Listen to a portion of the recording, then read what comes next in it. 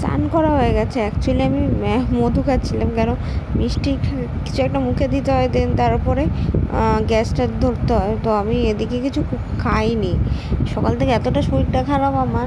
আমি তোমাদের সাথে ভয়েস ওভার দিচ্ছি, কেন ভয়েস প্রচণ্ড আসছে এসেছিলো, আমি দেখে শুনেছি।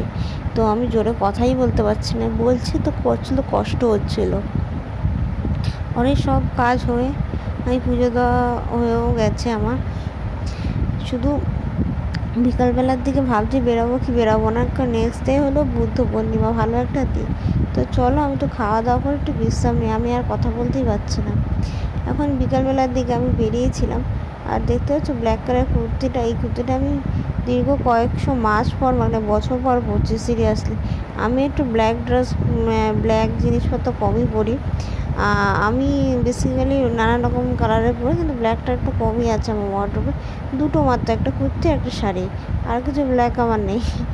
তো জানি না কেন, কিন্তু ওই যে ব্ল্যাকের পর যদি অন্য কোনো জিনিস আমি দেখে ফেলি কালার, অনেক চোখে লেগে যায়। আমার একটুকার হিসেবে কত শাড়ি রয়েছে তার নেই ঠিক।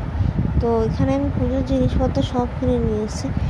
আমার ইচ্ছে হচ্ছে ঠাকুরকে দুরকম মিষ্টিতে পুজো দেবো, ফল ঢল দেবো না, কিন্তু শরীর আবার খারাপ, তো কে খাবে সিরিয়াসলি। আমি থাকলে আমি খাই, বর তো অল্প একটু খাই। আর এই যে গোলাপ নিয়ে এসেছি, সত্যি কথা বলতে এই যে গোলাপ, এই যে সব কিছু এত সুন্দর গন্ধ, না কি বলবো। তো চলো ভিডিওটা আমি এখানে শেষ করছি, টাটা বাই বাই।